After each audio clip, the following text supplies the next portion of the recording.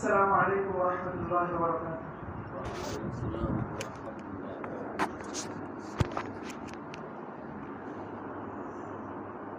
الحمد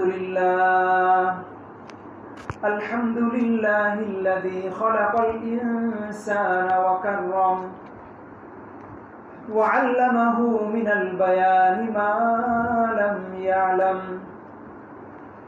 فسبحان الذي لا يحصى امتنانه باللسان ولا بالقلم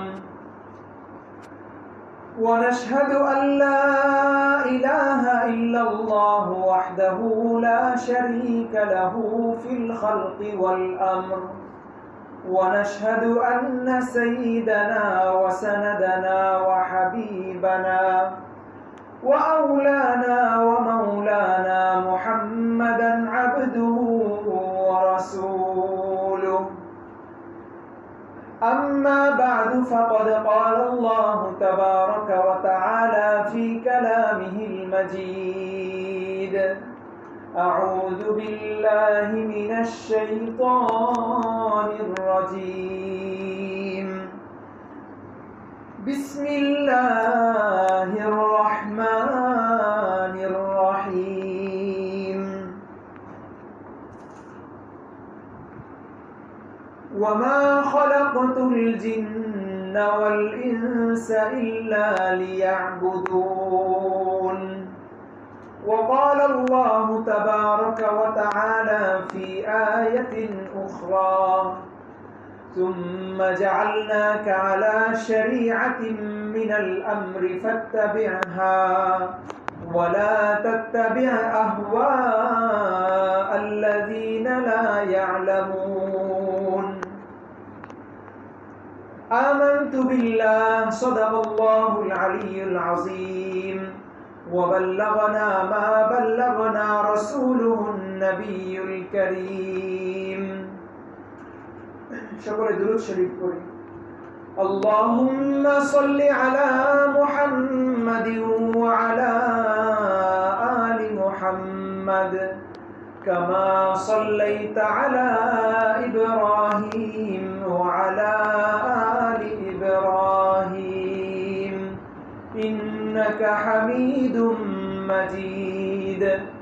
اللهم بارك على محمد وعلى آل محمد كما باركت على إبراهيم وعلى آل إبراهيم إنك حميد مجيد.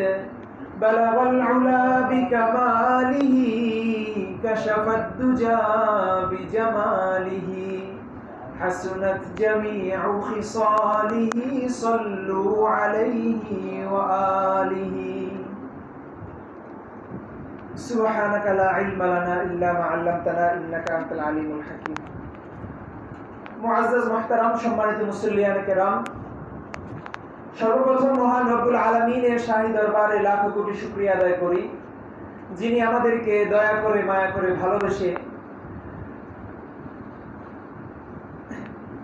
বছরের সবচেয়ে পবিত্রতম মাস রমজানুল মুবারকের প্রথম দশক শেষ করে দ্বিতীয় দশকের পথে আমাদেরকে নিয়ে এসেছেন এবং তার ইবাদত বন্দেগীগুলো আদায় করার তৌফিক দিচ্ছেন। এজন্য শুকরিয়া আদায় করে বলি আলহামদুলিল্লাহ।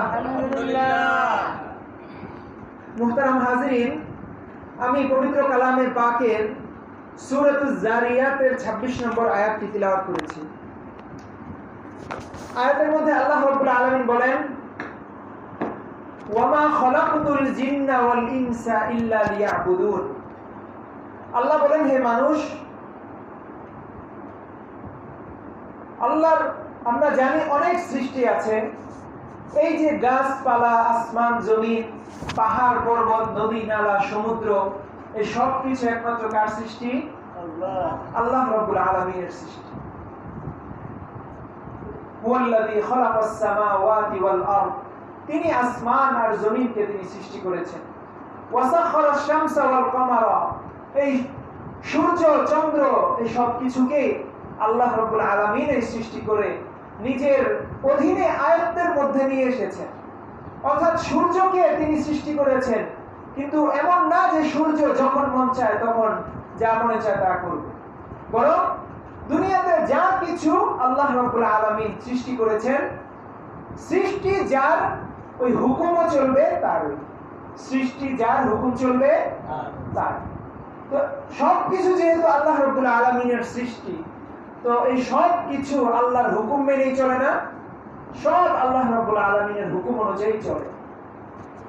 তো যে আল্লাহ এত কিছু সৃষ্টি করেছেন, তার এই সৃষ্টির মধ্যে অন্যতম দুটা সৃষ্টি হলো মানুষ এবং জিন। এখন এই মানুষ এবং জিনকে আল্লাহ রাব্বুল আলামিন কেন সৃষ্টি করলেন? একটা উদ্দেশ্য আছে না? একটা উদ্দেশ্য আছে কিনা? একটা উদ্দেশ্য আছে। কি সেই উদ্দেশ্য? আল্লাহ রাব্বুল আলামিন বলেন, ওয়ামা খালাকাতুল জিন্না ওয়াল ইনসা ইল্লা লিয়াবুদুন। আল্লাহ রাব্বুল আলামিন বলেন, এই মানুষ আর জিন তাদেরকে আমি সৃষ্টি করেছি একমাত্রই আমার ইবাদতের জন্য। কেন সৃষ্টি করেছেন? একমাত্র আল্লাহ রাব্বুল আলামিনের ইবাদতের জন্য এই মানুষকে সৃষ্টি করা হয়েছে। এখন মানুষ যদি মানুষের পূজা করে, মানুষ যদি কোনো মূর্তির পূজা করে, মানুষ যদি কোনো দলের পূজা করে, মানুষ যদি কোনো মতের পূজা করে, তাহলে সেটা আল্লাহ রাব্বুল আলামিনের ইবাদত হবে নাকি অন্য কারো ইবাদত হবে? অন্য কারো ইবাদত হবে। দুনিয়াতে এ পর্যন্ত যত নবী রাসূল এসেছেন, সব নবী রাসূলদের দাওয়াত একটাই ছিল, লা ইলাহা ইল্লাল্লাহ। কোনো মাবুদ নাই, কোনো ইবাদতের উপযুক্ত আর কেউ নাই। ইবাদতের উপযুক্ত, ইবাদত করার মতো যদি কেউ থাকে তাহলে একমাত্র আছে ইল্লাল্লাহ, একমাত্র আল্লাহ রাব্বুল আলামিন। তো এই যে মানুষ দুনিয়াতে এসেছি, আমরা যে এই দুনিয়াতে কত কিছু কাটাই, সময় কাটাই, তা আমাদের এই দুনিয়াতে সৃষ্টির উদ্দেশ্য কি? শুধু আল্লাহ রাব্বুল আলামিনের ইবাদত করাটাই হলো উদ্দেশ্য। এখন হযরত খাজা আজিজুল হাসান মজজুব রাহমাতুল্লাহি আলাইহি বলতেন যে আয় মানুষ, মানুষকে যদি ইবাদতের জন্য ডাকা হয়, মানুষ বলে আমার সময় নাই, বলে না? অনেকে বলে যে হুজুর এত সময় আছে যে প্রত্যেক বেলা প্রতিদিন 5 ওয়াক্ত নামাজ পড়ি, এত সময় কই, আমার ব্যবসা বাণিজ্য কত কাজ। অথচ এই যে আমরা খাওয়া দাওয়া করতেছি, এই যে আমরা ব্যবসা বাণিজ্য করি, ক্ষেত খামার করি, এই সব কিছুর জন্য কি আল্লাহ আমাদেরকে পাঠিয়েছিলেন? আল্লাহ আমাদেরকে পাঠিয়েছেন শুধু তার ইবাদতের জন্য। এখন যে জন্য পাঠাইলো ওইটাই যদি না করতে পারি তো অন্যগুলা করে আর কি লাভ? অন্যগুলা করে কোনো লাভ নাই। দেখা যাবে দুনিয়াতে সব কাজ করলাম, খাওয়া দাওয়া করলাম, ব্যবসা বাণিজ্য, ক্ষেত খামার সবকিছু ঠিকঠাক থাকলো, কিন্তু আখিরাতে যাওয়ার পরে আমার হাতে কোনো পুঁজি নেই। এটাই হবে। তো এজন্য দুনিয়াতে আমাদের সৃষ্টি যেহেতু ইবাদতের জন্য, তো আল্লাহ রাব্বুল আলামিনের ইবাদতটা করাই হলো আমার দুনিয়াতে উদ্দেশ্য, আর কোনো উদ্দেশ্য নাই, আর মৌলিক কোনো কাজ আমার নাই। এখন হ্যাঁ, ইবাদত করতে হয়, আমার খাওয়া দাওয়া করে জীবন তো বাঁচাতে হবে, এজন্য আমার খাওয়াও দরকার না। কিন্তু ইসলাম এত চমৎকার, এত সুন্দর এক জীবন বিধান, এত সুন্দর এক ধর্ম। কথা হলো আপনি যে খাওয়া দাওয়া করবেন, আপনি পেশাব পায়খানা করবেন, আপনি স্ত্রীর সাথে নিজের হাজত পূরণ করবেন, আপনি অন্যান্য যত কাজই করেন, এই সব কিছুকে ইসলাম এমন পদ্ধতি করে দিছে যে আপনি শুধু নামাজ পড়বেন এটা ইবাদত না, আপনি যে বাথরুমে যাবেন এটাও আপনার ইবাদত হবে, আপনি যে রাতে ঘুমাবেন এটাও আপনার ইবাদত হবে, আপনি স্ত্রীর সাথে মেলামেশা করবেন এটাও আপনার ইবাদত হবে। কিভাবে হবে? হযরত হাকিমুল উম্মাত আশরাফ আলী থানভী রাহমাতুল্লাহি আলাইহি ছোট্ট একটা মূলনীতি উসুল বলে দিতেন, যেটা তাকি উসমানী সাহেব লিখেছেন নিজের কিতাবে। তিনি লিখেছেন, মানুষ যদি নিজের জীবনের সব কিছুকে ইবাদত বানাইতে চায়, মানুষ যদি চায় যে আমার সব কিছু ইবাদত হোক, আমার ঘুমটা ইবাদত হোক, আমার খানাটা ইবাদত হোক, আমি রাস্তা দিয়ে হাঁটতেছি এটাও ইবাদত হোক, আমি খেতে কাজ করি এটাও ইবাদত হোক, আমি ঝাড়ু দেই এটাও ইবাদত হোক, আমি বিয়ে শাদী করি, স্ত্রী মেলামেশা করি এটাও ইবাদত হোক, আমার সন্তান প্রতিপালন করতে হয় এটাও ইবাদত হোক, মানুষ যদি এই সব কিছুকে ইবাদত বানাইতে চায়, ছোট্ট একটা কথা, তার নিয়ত শুরু করে নিতে হবে যে আমি এই কাজটা করতেছি কারণ হুজুর সাল্লাল্লাহু আলাইহি ওয়াসাল্লামও এই কাজগুলো করতেন। কত সহজ একটা নিয়ত না? কত সহজ নিয়ত। হুজুর সাল্লাল্লাহু আলাইহি ওয়াসাল্লাম পেশাব পায়খানা হাজত সারতেন, আমরাও হাজত সারি। নবীজি ঘুমাইতেন, আমরাও ঘুমাই। নবীজি স্ত্রী মিলামেশা করতেন, আমাদেরও করতে হয়। সুতরাং নবীজি যেহেতু করতেন, আমরা ওই সুন্নত হিসাবে করি। এই নিয়ত যদি শুধু করে নিতে পারি, আমার দুনিয়ার যত কাজকর্ম করি খারাপ কাজগুলা ছাড়া আমার জীবনের সব কাজের মধ্যে ইবাদত হয়ে যাবে, সব কাজ ইবাদতে পরিণত হয়ে যাবে, সবগুলোর মধ্যে সওয়াব হবে। বাথরুমে যাইতেছি, বাথরুমে যাওয়ার আগে একটু দোয়া করে নিলাম, আল্লাহুম্মা ইন্নী আউযু বিকা মিনাল খুবসি ওয়াল খাবাইস। সুন্নাত তরিকায় বাম পা দিয়ে প্রবেশ করলাম, বের হওয়ার সময় ডান পা দিয়ে বের হইলাম। এই যে হালকা একটু কাজ করলাম, আমার এই বাথরুম করাটাও নফল ইবাদতের মধ্যে গণ্য হয়ে গেল। মসজিদে এসে আমি নফল নামাজ পড়লে যে সওয়াব পাইতাম, ওই জায়গায় আমি আমার হাজত সারলে ওই সওয়াবটা পাইব। সুবহানাল্লাহ। তো এই যে কত বড় সুযোগ ইসলাম আমাদেরকে দিয়েছে।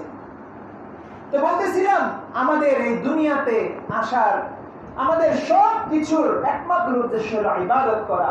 সুতরাং যে আল্লাহ তার ইবাদতের জন্য আমাকে এই ৬০-৭০ বছরের একটা জীবন দিলেন, সেই আল্লাহকে আমার জীবনের সময় থেকে কিছু সময় দেওয়া দরকার না? কিছু সময় দেওয়া দরকার আছে না? তো এখন কথা হলো, আল্লাহ রাব্বুল আলামিন যে মানুষকে সৃষ্টি করলেন, জিনকে সৃষ্টি করলেন তার ইবাদতের জন্য। আমরা জানি মানুষ সৃষ্টির আগে দুনিয়াতে কারা ছিল? ফেরেশতারা ছিল। কারা ছিল ভাই?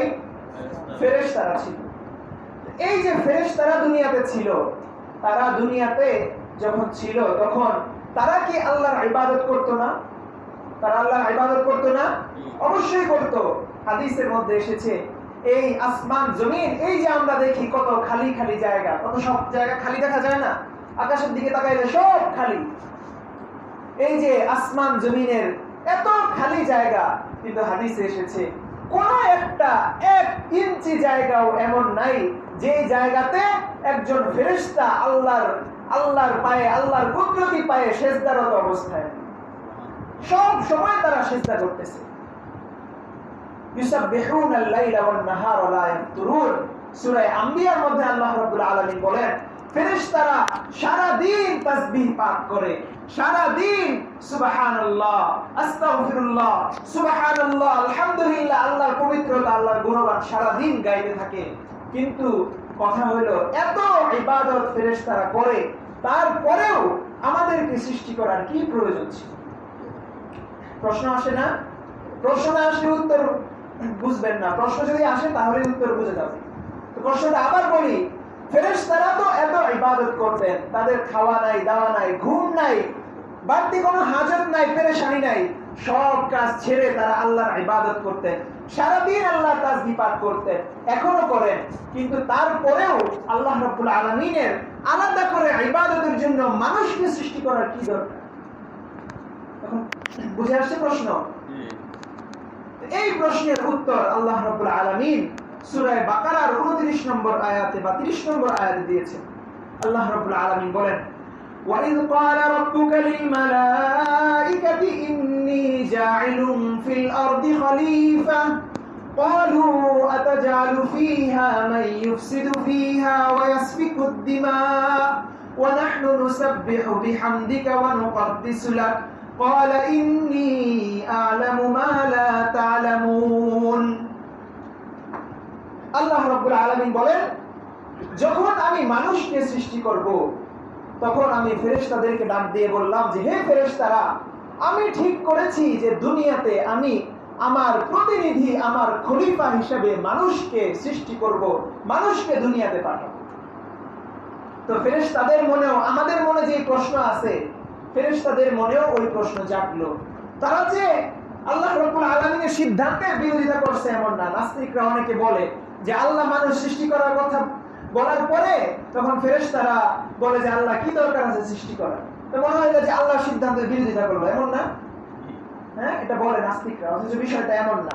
আমাদেরও যখন আমাদের বড় কেউ কোনো একটা বিষয় আমাদের কাছে বলে যে আগামীকালকে এমন একটা কাজ করব, তা আমাদের মনে প্রশ্ন আসে না, আমরা যেহেতু বুঝি না, আমরা ছোট, যারা ছোট তারা বুঝে না, তাদের মনে প্রশ্ন আসে যে এই কাজটা যে করবেন এই সমস্যাগুলো হবে নাকি? আবার আমার প্রশ্ন আসে না? তো এই প্রশ্নগুলো আসলে তো আমরা যে প্রশ্ন করি, তার কাছে জানতে চাই, তখন বড় ব্যক্তি বলে দেয় যে না, এটা তো সমস্যা নেই, তো এটা কি কোনো বেয়াদবির বিষয়? এটা আমার না বোঝাটা আমি বুঝতে চাইলাম, জানতে চাইলাম। ফেরেশতারাও আল্লাহ রাব্বুল আলামিনের কাছে এভাবেই জানতে চাইছেন, ওয়ালা ইয়াসুনাল্লাহা মা আমারাহুম ওয়া ইয়াফআলুনা মা ইউমারুন। আল্লাহ যা আদেশ করেন একজন ফেরেশতাও সেটার নাফরমানি করে না। আল্লাহ যা যা বলেন সবকিছুই তারা করে। সূরা তাহরিমের 6 নম্বর আয়াত। তো আল্লাহ রাব্বুল আলামিনের কাছে ফেরেশতারা প্রশ্ন করলেন, হে আল্লাহ, আপনি, আমরা এত তাসবিহ পাঠ করি, ওয়া নাহনু নুসাব্বিহু বিহামদিকা, আমরা মুখেও আপনার তাসবিহ পাঠ করি, ওয়া নুকদ্দিসুলাক, এবং অন্তরেও সারা দিন আপনার পবিত্রতার গুণগান গাইতে থাকি, তারপরেও কেন মানুষকে সৃষ্টি করবেন? তো এই কথার জবাব আল্লাহ রাব্বুল আলামিন ফেরেশতাদের প্রশ্নের মধ্যেই রেখে দিয়েছেন। জবাব কি? জবাব হইল, দুনিয়াতে যে মানুষকে সৃষ্টি করা হবে, মানুষের ইবাদতের মধ্যে ফেরেশতারাও ইবাদত করত, কিন্তু ফেরেশতাদের ইবাদতের মধ্যে কোনো কষ্ট নাই। কি নাই ভাই? কোনো কষ্ট নাই। ফেরেশতাদের ক্ষুধা লাগে কখনো? ক্ষুধা লাগে না। তারা সুবহানাল্লাহ বললে তাদের পেটের ক্ষুধা শেষ হয়ে যায়। সুবহান। তারা আলহামদুলিল্লাহ বললে তাদের যত হাজত আছে হাজত পূরণ হয়ে যায়। ফেরেশতাদের ইবাদত করতে কোনো কষ্ট নাই। তার চোখে ঘুম আসে না যে ঘুমায় যাবে, পরে ফজরের নামাজ পড়তে কষ্ট হবে। তার হাজতের কোনো প্রয়োজন হয় না, তার বাড়তি কোনো মেয়ের সাথে প্রেমের সম্পর্ক থাকে না যে ওইটার কারণে সে ইবাদত বন্দেগীতে পিছিয়ে পড়বে। কিন্তু মানুষ আল্লাহ রাব্বুল আলামিন সৃষ্টি করেছেন এমন ভাবে সে ইবাদত তো করে, কিন্তু পিছন দিক দিয়ে টান দিয়ে ইবাদত থেকে ফিরে রাখার জন্য আলাদা লোক সৃষ্টি করা আছে। সেটাকে শয়তান। সেটাকে শয়তান। এখন শয়তান কি শুধু জিন হয় না মানুষও হয়? শয়তান জিন হয় না মানুষও হয়? মিনাল জিন্নাতি ওয়ান নাস। সূরা নাসের এই যে একেবারে শেষ দুই আয়াতে আল্লাহ রাব্বুল আলামিন বলেন, আল্লাযী ইউওয়াসওয়িসু ফি সুদুরিন নাস। শয়তান হলো তারা যারা মানুষের মনের মধ্যে ওয়াসওয়াসা দেয়। এখন শয়তান কে কে? মিনাল জিন্না। শয়তান জিনও হতে পারে, ওয়ান নাস, এবং মানুষও হতে পারে। তো শয়তান, আমরা ইবাদত করি কিন্তু পিছন থেকে জিন শয়তানও টান দিয়ে ধরে রাখে, ইবাদত করতে দিতে চায় না। পিছন থেকে মানুষ শয়তান ইবাদত করতে দিতে চায় না, বাধা দেয়। কাফেররা বাধা দেয়, বিভিন্ন সময় অনেকে আমাদেরকে বাধা দেয়। এই যে আমাদের অবস্থাগুলা। তো ফেরেশতাদের ইবাদতের সাথে আমাদের ইবাদতের পার্থক্য এটাই হইল যে ফেরেশতাদের ইবাদতে কোনো কষ্ট নাই, আর আমাদের ইবাদতের মধ্যে কষ্ট আছে। সুতরাং যে জিনিসের মধ্যে কষ্ট আছে ওইটার দাম আল্লাহর কাছে বেশি হবে না? আল্লাহর কাছে বেশি হবে না? আপনাকে কোনো একজন মনে করেন মহব্বত করে, তো একজনে শুধু মহব্বত করে ওই দূর থেকে, আরেকজন আপনার কিছু হইলেই দৌড়ায় আপনার কাছে চলে আসে, তো কার দাম আপনার কাছে বেশি হবে? যে দৌড়ায় চলে আসে তার দাম বেশি হবে। তো আল্লাহ রাব্বুল আলামিন যেহেতু মানুষের ইবাদতে কষ্ট দিয়েছেন, এজন্য মানুষের ইবাদতের দামটাও বেশি।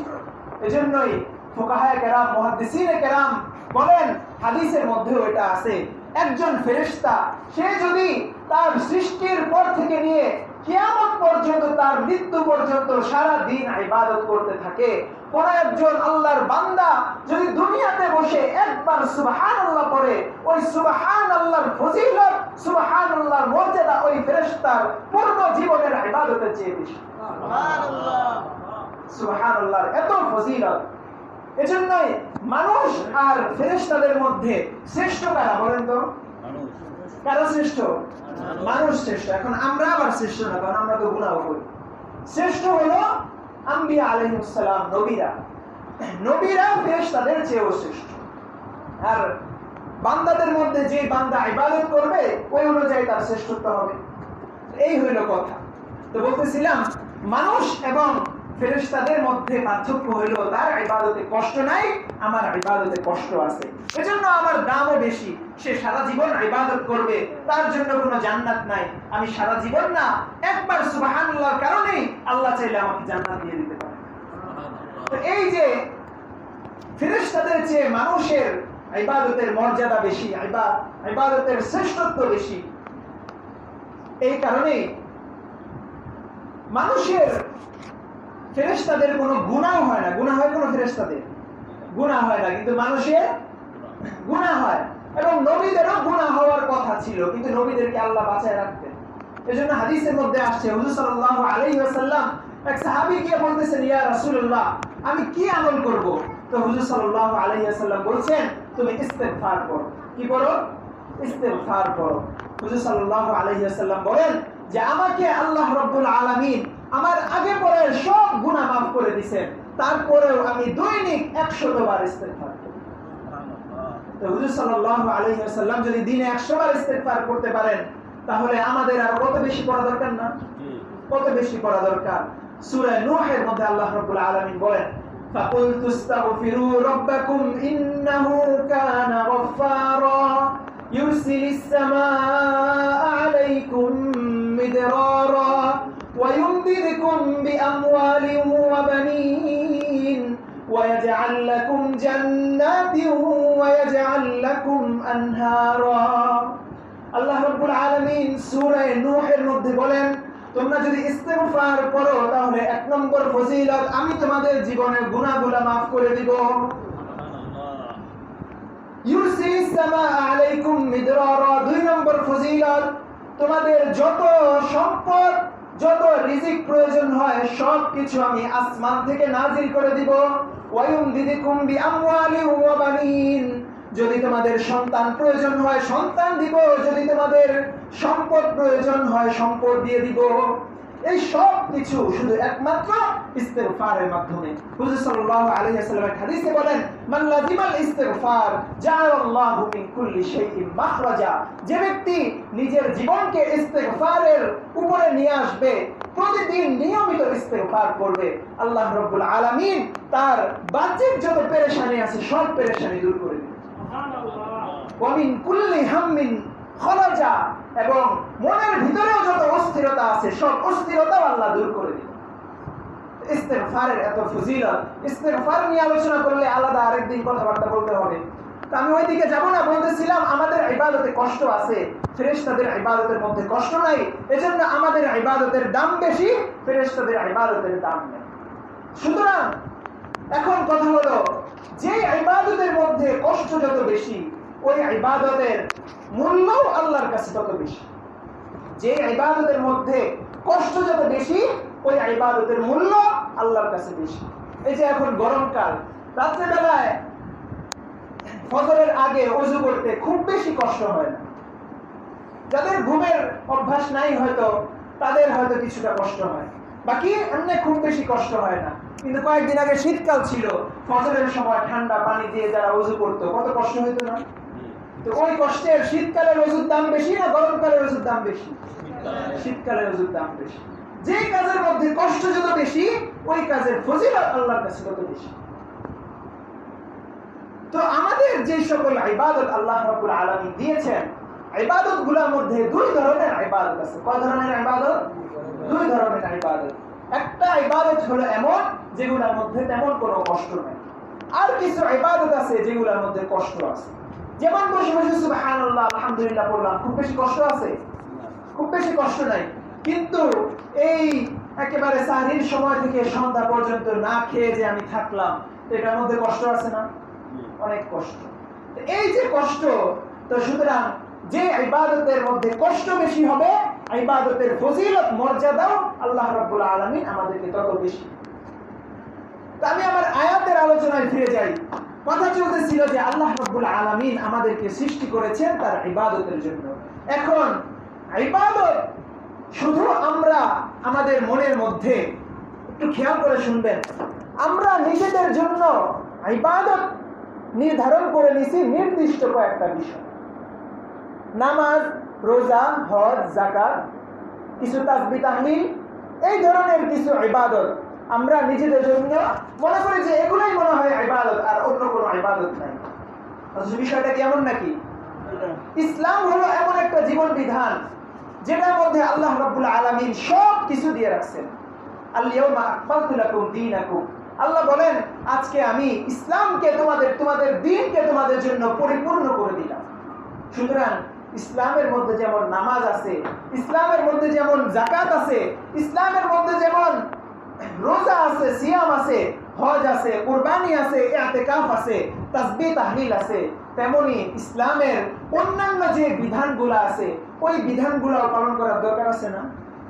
নাকি শুধু যেগুলো আমার সামনে আসবে ভালো লাগবে ওইগুলো পালন করব, আর যেগুলো ভালো লাগবে না ওইগুলো পালন করব না, এমন নাকি? বলেন এমন?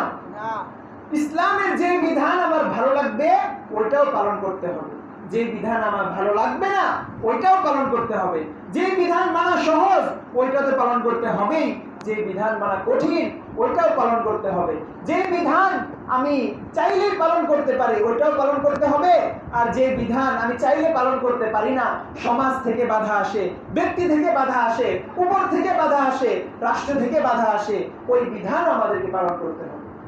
সুতরাং ইসলামের মধ্যে নামাজ যেমন একটা বিধান, চোর যদি চুরি করে তাহলে তার হাত কেটে দেওয়া এটাও একটা বিধান। নামাজের কথাও কোরআন শরীফের মধ্যে আছে, চোরের হাত কেটে দেওয়ার কথাও আছে। সূরা মায়েদার মধ্যে দেখেন 6 নম্বর পারা 13 নম্বর পৃষ্ঠা, ওয়াসারিকু ওয়াসারিকাতু ফাকতাউ আইদিয়াহুমা, চোর চুরনি যদি চুরি করে তাহলে তাদের হাত কেটে দাও। এই বিধান আছে না ইসলামে? ইসলামে এই বিধানও আছে, যেমন রোজার কথা আছে, যাকাতের কথা আছে, এই বিধানও আছে। কেউ যদি জিনা করে, কেউ যদি স্বেচ্ছাই হোক যদি জিনা করে, যদি অবিবাহিত পুরুষ মহিলা হয় তাহলে তাদের শাস্তি হলো 100 বেত্রাঘাত করতে হবে। কয়টা বেত্রাঘাত? 100 বেত্রাঘাত করতে হবে। আয-যানিয়াতু ওয়াজ-যানি ফাজলিদু কুল্লা ওয়াহিদিন মিনহুমা মিআত জালদা, সূরা নূরের 2 নম্বর আয়াত। জিনাকারী পুরুষ, জিনাকারী মহিলা, তাদেরকে 100 বেত্রাঘাত করো। আর যদি তারা বিবাহিত পুরুষ মহিলা হয়, জিনাকারী পুরুষ মহিলার তো একটা জিনা করার আর একটা যুক্তি আছে, যে এখনো বিবাহ করে নাই, তার হাজত পূরণ করতে পারে না। কিন্তু যে বিবাহিত পুরুষ মহিলা, তার কোনো যুক্তি আছে? তার মনের মধ্যে শয়তানি ছাড়া আর কিছু নেই। চাইলেই তার স্ত্রীর কাছে যাইতে পারে, সে কেন যায় না? তার মনের ভিতরে শয়তানি। এখন এই বিবাহিত পুরুষ মহিলা, তার বিধানও আলাদা আছে। আশ-শাইখু ওয়াশ-শাইখু ইযা জানায়া ফারজিমুহুমা জাযাআম বিমা কাসাবা নাকালাম মিনাল্লাহ, বিবাহিত পুরুষ মহিলা যদি জিনা করে তাহলে তাদেরকে রজম করো। রজম করে মানে তাদেরকে পাথর মেরে হত্যা করতে হবে। এখন আমাদের কাছে এই যে আমাদের এই বিষয়গুলো আসে, পাথর মেরে হত্যা করতে হবে, কত কঠিন মনে হয় না? ইসলামী বিধান, অনেকে বলে যে হুজুর ইসলামী বিধান দরকার নাই, ইসলামী বিধান আসলে, এই কথা যে বলে তার তো ঈমান থাকবে না। প্রথম কথা আগে এটা বুঝে নেন যে এই কথা বলবে যে ইসলামের বিধান দরকার নাই, তার ঈমান নাই। ফালা ওয়ারাব্বিকা, আল্লাহ রাব্বুল আলামিন সূরা মায়েদাতে বলছেন, ফালা ওয়ারাব্বিকা, আপনার রবের কসম, লা ইউমিনুনা, ওই সকল লোকেরা কখনোই ঈমানদার হতে পারবে না, হাত্তা ইউহাক্কিমুকা ফীমা শাজারা বাইনাহুম, যতক্ষণ না আমি আল্লাহ যে বিধান দিয়েছি ওই বিধানের কাছে নিজেকে আত্মসমর্পণ না করে। এই বিধানের কাছে যদি আমরা আত্মসমর্পণ না করি তাহলে ঈমানদার হওয়া যাবে? ঈমানদার হওয়া যাবে নাকি শুধু নামাজ পড়লে ঈমানদার? ওই বিধান মানে না।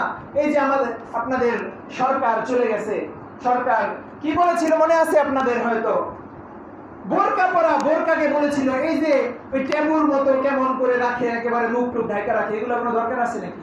কেমন ফালতু কাজ। এখন বোরকা পরাকে যে ফালতু কাজ বলবে তার ঈমান আছে? পর্দা করা ইসলামের ফরজ বিধান না, এটা দায়ী ফরজ বিধান।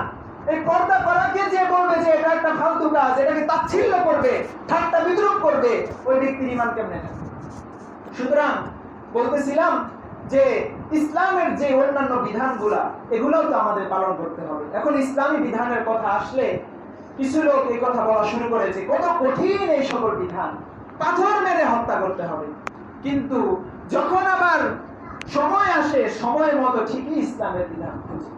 আপনারা জানেন কয়েকদিনের যে ঘটনা চলতেছে, এই আসিয়া নামের একটা মেয়ে, তাকে ধর্ষণ করে হত্যা করা হইলো। গতকালকে তাকে তার লাশ দাফন করা হইলো। এই যে মেয়েটাকে হত্যা করা হইলো, এই যে ধর্ষণ করা হইলো, ইসলামের বিধান কি ছিল? ইসলামের বিধান অনুযায়ী তাকে যদি ওই বিধানটা যদি পালন করা হইতো, তাকে একটা গর্তের মধ্যে কোমর পর্যন্ত, একটা ধর্ষককে কোমর পর্যন্ত মাটি দিয়ে চাপা দিয়ে তারপর বাকি শরীরের উপরে পাথর মেরে হত্যা করা হইতো। এবং ইসলামের বিধানের এটাই হলো একটা সৌন্দর্য। অন্যান্য ওয়ালিয়াশহাদা আযাবাহুমা তাইফাতুম মিনাল মুমিনিন, ইসলামের যে শাস্তিগুলো আছে ওটার নিয়ম হলো যখন শাস্তি দেওয়া হবে তখন আশপাশে সব মানুষকে দাঁড় করায় রাখবে যাতে সবাই মিলে ওটা দেখতে পারে। এখন একজনকে, একটা ধর্ষককে যদি এই শাস্তিটা দেওয়া হয়, পাথর মেরে সবার সামনে হত্যা করা হয়, আর কিয়ামত পর্যন্ত কোন ধর্ষকের তার মনের ভিতরেও কি ধর্ষণ করার কোনো চিন্তা আসবে? আসবে কিনা বলেন? আসবে?